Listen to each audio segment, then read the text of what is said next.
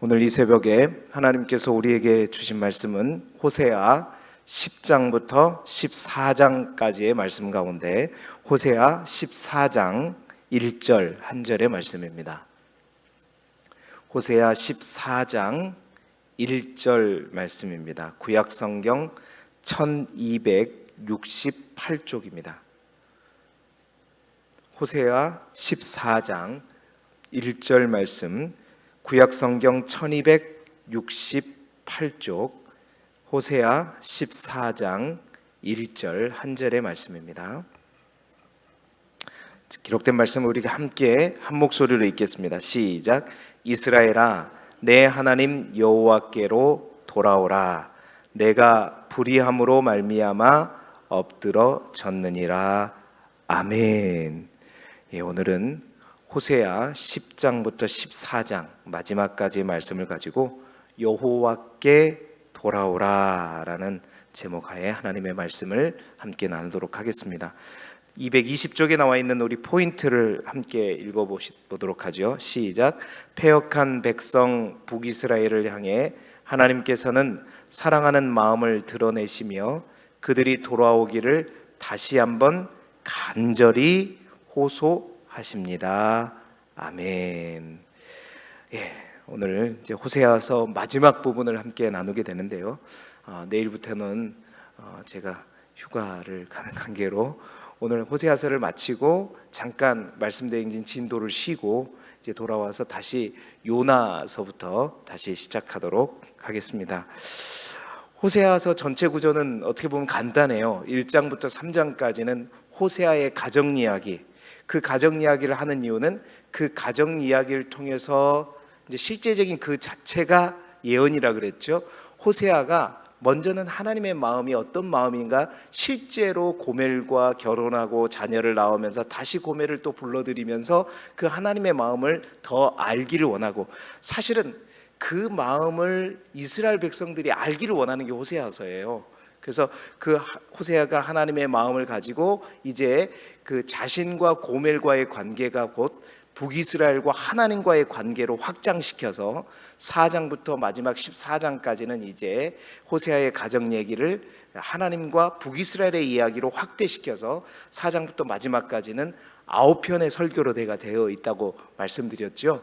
그 9편의 설교 가운데 이제 8편은 심판의 설교요, 마지막 한 편은 회복의, 온전한 회복의 설교로 되어 있다고 말씀드렸습니다. 자, 그래서 오늘도 그 나머지 이제 설교 6설교부터 마지막 9설교까지를 알아볼 텐데, 호세아서를 여러분 보게 되면 사실은 어떤 이제 키워드가 있어요. 근데 주제는 똑같아요. 설교의 내용은, 주제는 똑같습니다. 북이스라엘의 심판과 또 죄악, 그리고 그거에 대한 하나님의 회개를 돌이키는 촉구하는 그런 내용들로 다 되어 있어요. 그러니까 읽을 때는 다 알죠. 근데 설교라는 게 그래요. 읽을 때는 다 이해가 되는데 우리가 어떤 사건이나 역사는 읽고 나면 기억에 남거든요. 어떤 사건이 있었네, 이런 사건이. 그래서 역사서가 재밌는 거예요. 기억이 나니까. 그런데 이런 설교문은요, 그 설교를 들을 때는 이해가 싹 돼요. 근데 그 설교를 듣고 그 다음 편 설교를 딱 읽게 되면 어떻게 해요? 앞에 설교가 생각이 안 나요.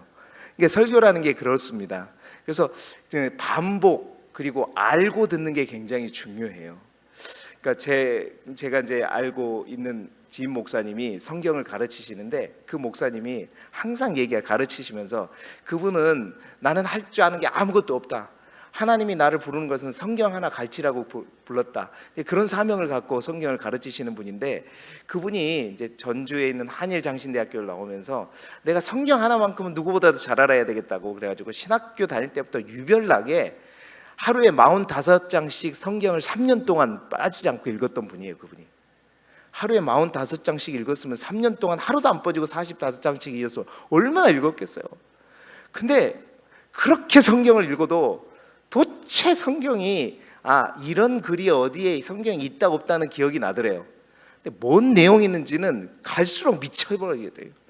그냥 무슨 내용인지는 모르겠고 그냥 이런 내용이 있다는 것만 알지 성경이 깨달아지지가 않더라는 거예요. 그러면서 이분이 이제 예수 만나러 가는 이제 성경 가르치는 거기서 성경을 딱 배우고 성경이 어떤 내용이고 어떤 흐름이고 어떤 말씀인지 딱 깨닫고 나서 성경을 읽게 되니까 그 다음부터 완전히 막 성경이 말씀이 자기 안에서 살아서 움직이는데 주체할 수가 없더래요. 주체할 수가 없더래요. 여러분, 성경을 많이 반복해서 읽는 것도 굉장히 중요하고 복된데요, 여러분, 그것은 성경을 제대로 관통하지 못하고 읽는 것에 비하면 완전히 아무것도 아니에요. 그러니까 성경을 알고 반복해서 읽기 시작하면 그 말씀이 정말로 자기 안에서 살아서 역사하는 것들을 보게 되면, 느끼게 되면 정말 차원이 다릅니다. 그래서 성경을 깊이 있게 이해하고 깨닫는 것도 중요하고 반복해서 읽는 것. 그러니까 설교가 기억에 남으려면 설교를 제대로 이해해야 되고 말씀을 이해해야 되고, 이해하는 것도 안 돼요. 또 반복해서 해야 될 때 그 설교가, 그 말씀이요 정말로 우리 안에 살아서 움직이고 기억하게 되고 깨달아지게 되고 그 말씀대로 사라지게 되는 것입니다. 그래서 말씀이 이게 끝이 아니다, 계속해서 반복해야 된다. 그런 의미에서 호세아서는 1설교부터 8설교까지 그게 계속해서 반복되어지는 겁니다. 자, 그런 의미에서 오늘 이제 6설교부터 9설교까지의 내용을 살펴보면서 이 설교 가운데 하나님 또 어떻게, 어떤 키워드를 가져오고 또 북이스라엘에게 어떠한 메시지를, 또 우리에게 어떠한 메시지를 주는지 함께 살펴보도록 하겠습니다. 6설교, 여섯 번째 설교는 10장의 내용이 다 6설교입니다. 10장이. 6설교의 핵심은 뭐냐면 이스라엘의 두 마음과 두 죄예요. 그러니까 두 마음과 두 죄가 핵심 키워드입니다. 자, 10장 2절에 보면 무슨 말이 있죠? 두 마음이 있죠. 그리고 10장 10절에 보면 두 가지 죄가 있어요. 자, 북이스라엘의 총체적인 타락과 함께 하나님의 심판을 경고하고 있는데, 이제 이 10장을 쭉 읽어보게 되면 어떻게 내용이 전개되냐면 두 마음의 죄를 지적해요. 그리고 그 죄에 대한 하나님의 심판이 나오고, 또 다음에 두 가지 죄가 구체적으로 뭐라고는 얘기하지 않지만 두 가지 죄를 지적하고 또 그 죄에 대한 하나님의 심판이 나오고, 또 갑자기 회개를 촉구하는 말이 나와요. 그러면서 다시 또 그게 끝나게 되면 다시 또 이스라엘에 향한 심판을 또 선포해요. 그러니까 죄 얘기했다가 심판 얘기했다가 죄 얘기했다가 심판 얘기했다가 회개를 촉구했다 또 심판을 얘기하고, 어떻게 보면 굉장히 산만해 보이죠, 내용이. 그리고 그 말투가 굉장히 투박한 어조로 히브리 원어를 보면 되어 있단 말이에요. 근데 이게 사실은 이 설교 자체가 하나님의 그 답답한 마음, 여러분, 누군가 여러분의 자녀가 정말 답답해요. 이러한 일들이 굳이 당하지 않아도 돼요. 왜냐하면 과거에도 이런 일이 있었고 충분히 이러한 일들을 예방할 수 있는데, 그럼에도 불구하고 똑같은 죄를 반복해서 짓고 막 그 힘들어하고 아파하고 또 괴로워하는 그러한 어떤 자식의 자녀를 볼 때 막 답답하잖아요. 야, 이러면 안 돼, 이러면 벌 받아, 이러면 안 된다니까, 벌 받는다니까, 제발 그러지 말고 돌아와, 이러면서 막 계속해서 막 산만하게 말하는 이 마음 속에 하나님의 마음이 있는 거예요. 그러니까 호세아의 마음이 그런 마음인 겁니다. 안타까워하는 마음. 그 두 마음이라는 게 다른 게 아니에요. 두 마음이라는 것은 보세요, 10장 1절에 열매 맺는 무성한 포도나무처럼 하나님께서 축복했어요.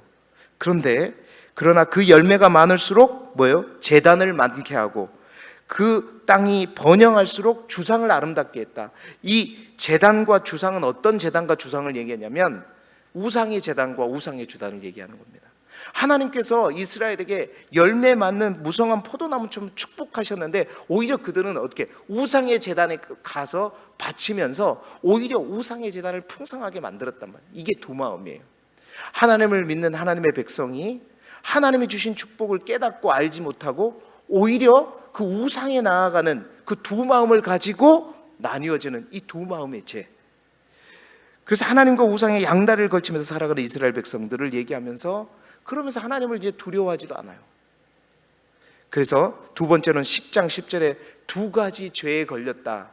이 두 가지 죄를 뭐라고 얘기하진 않지만 이제 원어를 보게 되면 그 두 가지 죄가 두 배의 죄라고도 해석할 수가 있고, 두 종류의 죄라고 한다면 그 두 종류의 죄는 하나님을 버리고 뿐만 아니라 다윗 왕조를 버린 죄를 의미하는 겁니다. 결국 두 마음, 우상으로 인해서 어떻게 해요?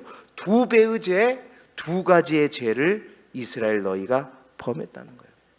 그래서 그 우상으로 인해서 오히려 너희가 어떤 심판을 받게 되냐? 오히려 그 우상으로 인해서 더 두려워하게 되고 슬퍼하게 되고 너희의 수치가 되게 될 것이고, 그 우상으로 인해서 물 위에 있는 거품과 같이 사라지고 멸망하게 될 것이다 심판하고 있는 것입니다. 여러분, 그 두 마음, 우상이란 게 무엇입니까? 북이스라엘에게 이 우상, 금송아지가 들어오기 시작한 이유가 뭐예요? 바로 여로보암 때에 백성들을 빼앗길까 봐 두려워서 여로보암이 베델과 단에 금송아지를 세우게 된 거예요. 이게 우상의 시작이잖아요. 그 우상이라고 하는 황금송아지라고 부르는 것은 뭐냐면 그런 거예요. 예루살렘으로 가지 마라. 예루살렘만 하나님이 있는 것이 아니라 이 금송아지가 하나님이다 라고 생각하고 여기서 예배드려라. 그렇게 해서 시작된 게 뭐예요? 우상이라는 겁니다. 그러니까 우상이라고 하는 것은 뭐냐면 자신의 편의를 위해서 신의 모습을 형상화시켜가지고 제일 처음에는 이것이 그냥 하나님처럼 여기고 섬기기 시작한 게 우상이에요. 그러니까 다른 게 아니라 그렇게 시작하면서 금송아지를 숭배하기 시작하면서 이스라엘 백성들은 하나님과의 어떤 깊이 있는 관계가 중요시되고 그 하나님과의 교제가 중요시된 게 아니라 뭐가? 그러니까 어떤 것이 됐든지 자신의 어떤 뭔가 심리적인 종교적인 만족감을 채우기 위한 어떤 수단이 된 게 바로 우상이었습니다. 그러니까 하나님 대신 하나님처럼 나에게 여겨지는, 그래서 나에게 종교적인 만족감을 주는 어떤 것이 다 뭐냐면 우상이라는 거예요. 그러니까 우리에게도 두 마음이 있어요. 그 우상이라는 건 뭐냐면, 그러니까 하나님과 대치되는 어떤 것, 하나님보다 앞선 어떤 것이 다 우상이라는 거예요. 우상의 시작은 그렇게 된 겁니다. 나쁜 마음으로 시작되는 거 아니에요. 근데 결국 그 우상이 하나님의 자리를 빼앗아 버리게 되는 거죠. 뭐가 우상이에요? 재물이 우상이 될 수가 있고, 힘과 권력이 우상이 될 수가 있고, 때로는 맞습니다. 어떤 우리 안에 있는 끝까지 포기하지 않는 나의 자존심이 우상이 될 수 있고, 뿐만 아니라 욕심이, 자기의가 우상이 될 수가 있는 거예요. 또 어떤 사람이 우상이 될 수가 있죠. 가족이 우상이 될 수도 있는 거예요. 아들이, 자녀가 우상이 될 수도 있는 것이죠. 자, 그러한 우상을 섬기고 우상을 따라가는 삶의 결말에 대해서 오늘 호세아는 얘기하고 있어요. 10장 7절에 물 위에 있는 거품과도 같다. 여러분, 물 위에 있는 거품이 어때요? 오래 가요? 그냥 사라져 버리죠. 뿐만 아니라 10장 15절에 새벽의 정령 망하리로다. 새벽의 정령 말이라는, 새벽은, 하루에서 새벽은 잠깐입니다. 다시 말해서 금방 끝나버릴 것이다. 우상은 영원하지 않습니다. 영존하지 않아요. 하나님만 영원한 것이, 우상은요 뭐 하나님을 대체할 수 있는 것처럼 여겨지지만 우상은 한시적이고 제한적이고 영원하지 않는 거예요. 금방 사라져버리는 거예요. 여러분이 갖고 있는, 우리 안에 있는 두 마음 다 마찬가지예요. 예, 잠시 잠깐이라는 겁니다. 우리 안에 있는 우상이 무엇인가? 그래서 호세아는 그 우상의 그 사라짐, 그것을 얘기하면서 회개를 촉구하죠. 10장 12절에 너희 묵은 땅을 기경하라. 지금은 여호와를 찾을 때다. 여러분, 묵은 땅을 기경하라는 말은 이스라엘의 농경 삶에서 5월부터 9월까지는 비가 한 차례도 없어요. 완전 건기입니다. 그러면 어떻게 했어요? 햇빛 쨍쨍 내렸죠. 5월부터 9월까지. 그러면 땅이 어떻게 돼요? 완전히 말라버리잖아요. 그러면 이제 10월부터 이제 우기가 시작됐는데 바로 뭔가를 심을 수 있어요? 없어요? 없지요. 그러면 그때 내리는 비가 뭐냐면 10월에 내리는 첫 비가 뭐냐면 이른비라는 비예요. 그 이른비가 없으면 땅을 기경할 수조차 없어요. 너무 깍깍 말라버리죠. 그 이른비가 그래서 중요하거든요. 이른비가 땅을 녹이는 비예요. 땅을 다시 뒤집어 엎일 수 있도록 만들어주는 비가 이른비입니다. 그 이른비로 시작해부터 우기가 시작되는데, 하나님 말씀이 그런 거예요. 내가 공의를 심고 인애를 거둘 수 없는 게 땅이 너무 딱딱해서 그런다. 그래서 내가 공의를 비처럼 내려줄 테니까, 이른비를 내리는 것처럼 내려줄 테니까 묵은 땅을 어떻게 하라? 기경하라. 기경하는 방법은 여호와를 찾는 거다라고 얘기하고 있는 것입니다. 여러분, 우리에게 우상은 무엇입니까? 그 우상으로 인해서, 그 두 마음으로 인해서, 그 두 마음은 반드시 두 가지의 죄로 가게 돼 있는 거예요. 두 배의 죄로 가게 돼 있는 거예요. 그 죄는 하나님을 떠나고 또 하나님을 멀리 떠나버리는 그 죄로 나아간다는 겁니다. 자, 그렇지 두 마음에서 두 가지 죄로 넘어가는 우리의 인생이 되지 않기를 주님의 이름으로 축원합니다. 7설교는 뭐냐? 11장, 12장 두 장이 7번째 설교예요. 자, 이 7설교는 호세아서의 메시지의 성격을 가장 잘 드러내는 설교라고 볼 수 있습니다. 이 11장, 12장, 7설교는요 누가복음 15장, 그러니까 구약의 누가복음 15장, 누가복음 15장에는 탕자의 비유가 나오잖아요. 우리가 돌아와 불렀잖아요. 그 아버지의 마음이 가장 잘 나타나 있는 장이 11장, 12장이에요. 아들이 자신을 속이고 아버지를 떠나가도 그 아버지는 어떻게 해요? 그 아들을 오매불망 포기하지 않고 기다리는 그 마음이 나타나 있는 장이 11장, 12장이란 말이에요. 11장에 보니까 11장 1절에 보세요. 이스라엘이 어렸을 때 내가 사랑했다. 누구를요? 그 아들을 사랑해서 내 아들을 어디에서? 애굽에서 불렀다는 거예요. 3절에 뭐라고 그래요? 내가 에브라임에게 불러서 걸음을 가르쳤고 또 내 팔로 안아주었고 4절에 사랑의 줄로 이끌었고 그들에게 있는 멍에를 벗겨주었고 그들 앞에 먹을 것을 두었어요. 그래서 그렇게 키워줬어요. 그렇게 성장시켜줬어요. 그랬더니 자기가 스스로 큰 줄 알고 어떻게 해요? 집을 떠나가 버리죠. 하나님이 아닌 다른 것을 향해 나아가 버리죠. 그게 뭐예요? 우상을 향해 절하며 아버지를 떠났다는 거예요.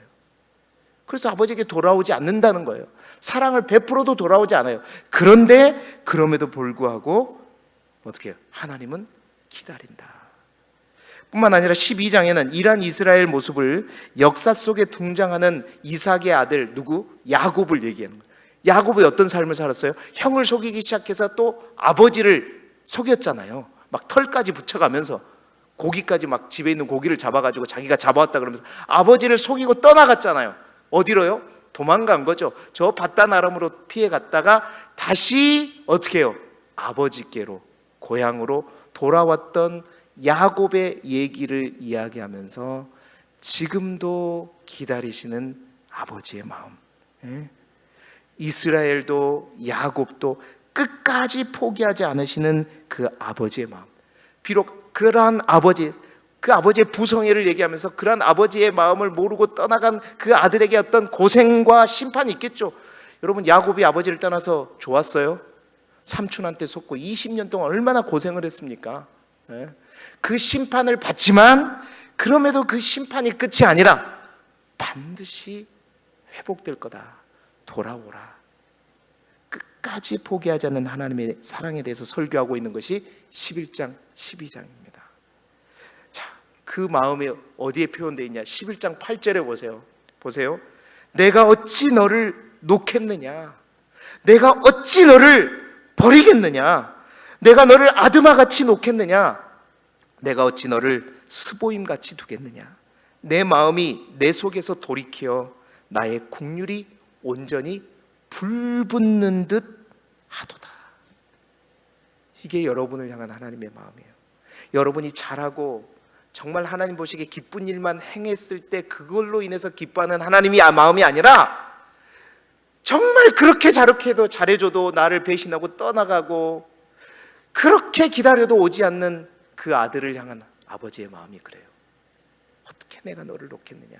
여러분, 여기에서 아드마와 스보임은 창세기 14장에 나오는 메소포타미아 동맹국과 사해 동맹국가의 싸움에서 그 소돔이 그 룻이 포함된 그 롯이죠. 롯이 포함된 그 소돔성이 포함된 사해 동맹국가가 메소포타미아 동맹국가에게 완전히 져버리거든요. 그래가지고 이제 막 그 죽임을 당하게 되거든요. 그때 이제 롯도 끌려가게 되고 아브라함이 이제 그 롯을 다시 데려오기 위해서 이제 쫓아가는 그 내용 속에 있는 같이 소돔과 함께 같이 졌던 동맹국 중에 두 나라가 바로 아드마와 스보임입니다.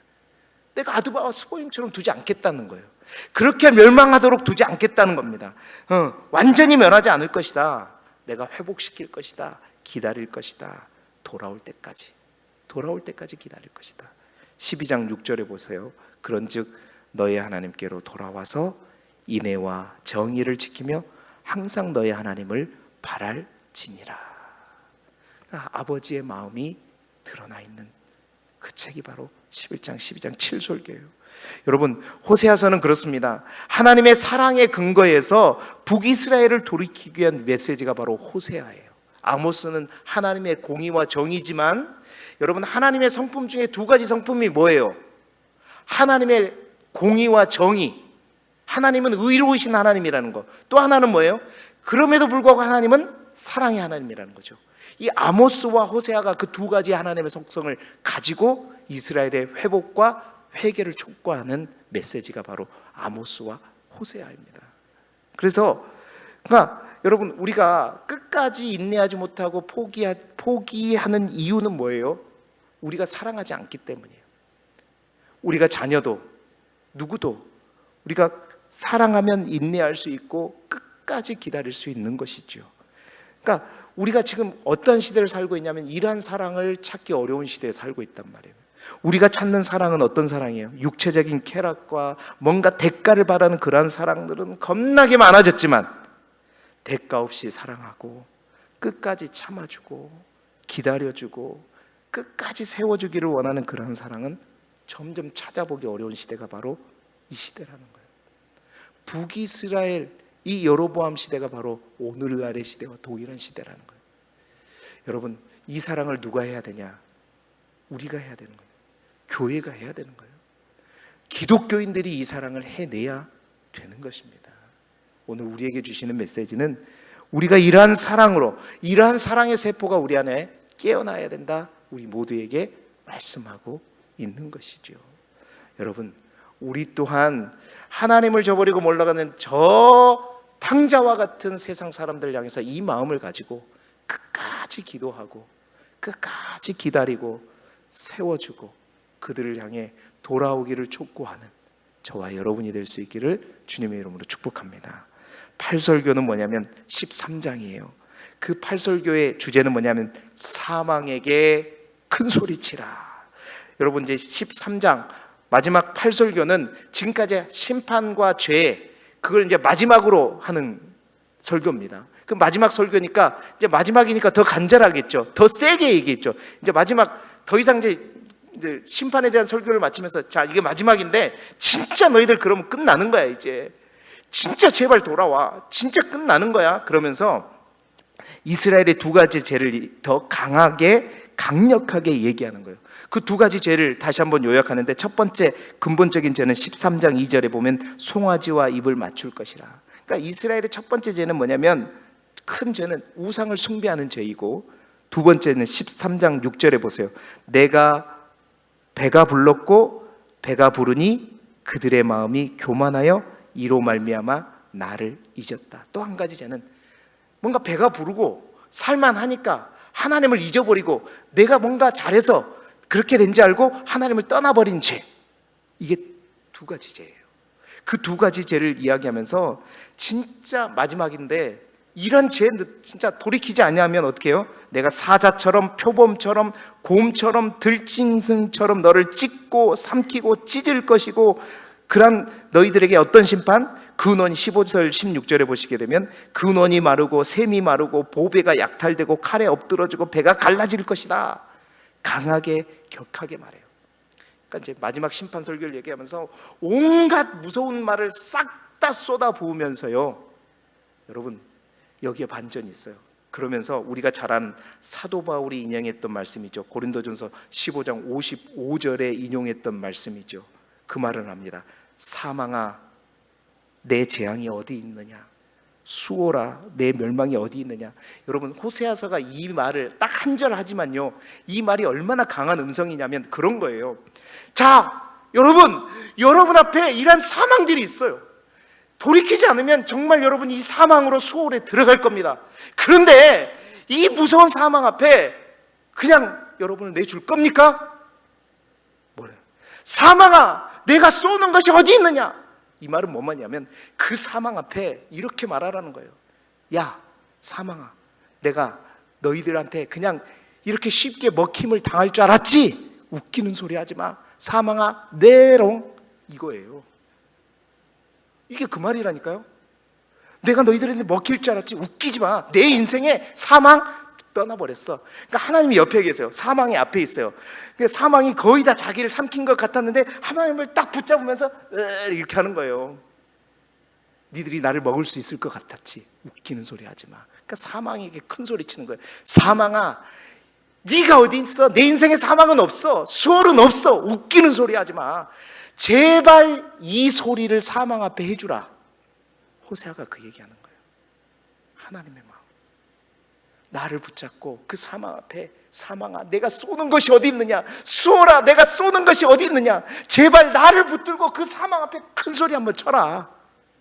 이 마음이에요. 사도 바울도 부활을 얘기하면서 죽음 앞에, 죽음이 나를 삼킬 거라고 생각했는데 그 죽음 앞에 큰 소리 치라는 거예요. 사망아, 내가 쏘는 것이 어디 있느냐?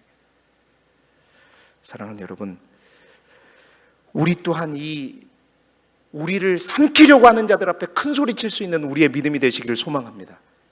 우리 힘으로는 큰 소리 못 쳐요. 여러분, 누군가가 나를 잡아 삼키려고 저기서부터 쫓아와요. 막 도망와요. 거의 다 잡혔어요. 근데 내 앞에 이따만한 큰 하나님이 나를 딱 기다리고 있어요. 그럼 어떻게? 하나님 손을 딱 잡으면 뭐라 그러면서 어디서?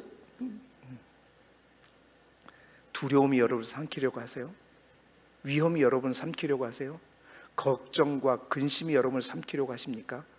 어떻게 하면 되냐면 하나님께 돌아오면 돼요.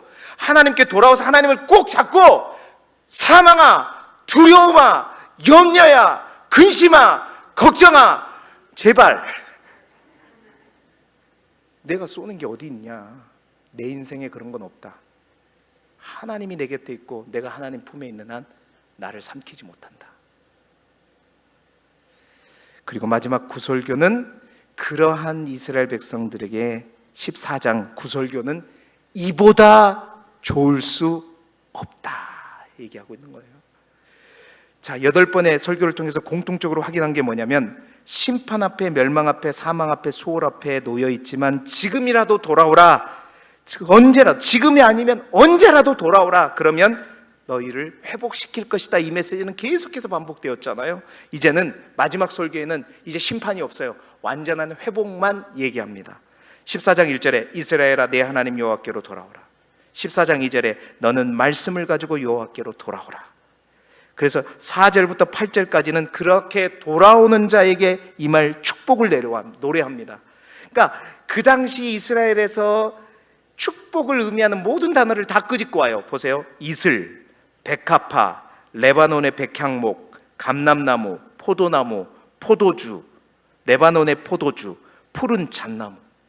그러니까 그 당시 세계에서 이 당시에는 우리한테는 좀 이해가 안 가지만 그 당시에는 복과 관련된 모든 단어들을 다 끄집고 와서 축복을 열거하면서 14장 9절 마지막 절은 마지막 이제 이스라엘 백성들에게 결단을 촉구해요.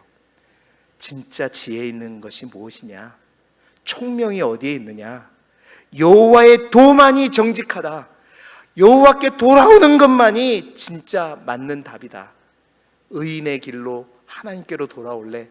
죄인의 길로 하나님으로부터 멀어져가는 그런 인생을 살래? 촉구하고 있는 것입니다. 사랑하는 여러분, 호세아서는요 정말 하나님의 마음과 하나님의 진심을 우리에게 보여주는 예언서가 호세아입니다. 심판에 대해서 많이 얘기하고 있지만 그 심판을 피하는 방법은 여호와께로 돌아오는 것이고, 그리고 그 심판마저도 그 목적은 파멸과 종말이 아니라 우리를 회복시키기 위함이요 온전하게 하기 위함이다. 곧 심판도 사랑의 징계다라는 것을 얘기하는 책이 바로 호세아서입니다. 그래서 이 세상에 가장 어리석은 자는 뭐냐? 그러한 하나님의 마음을 모르는 자라는 거예요. 이러한 심판, 사랑의 매조차도 모르고 하나님에 대한 지식이 없는 자, 하나님께 대한 무지한 자, 이 사람이 이 세상에서 가장 어떻게 불쌍한 자고 어리석은 자라고 얘기하고 있는 책이 호세아서입니다. 그래서 힘써 여호와를 알자. 여호와께로 돌아오라.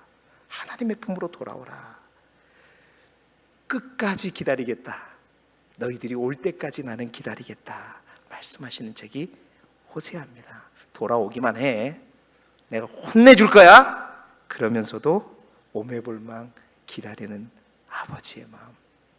그 마음을 우리에게 들킨 책이 뭐냐? 호세아서예요.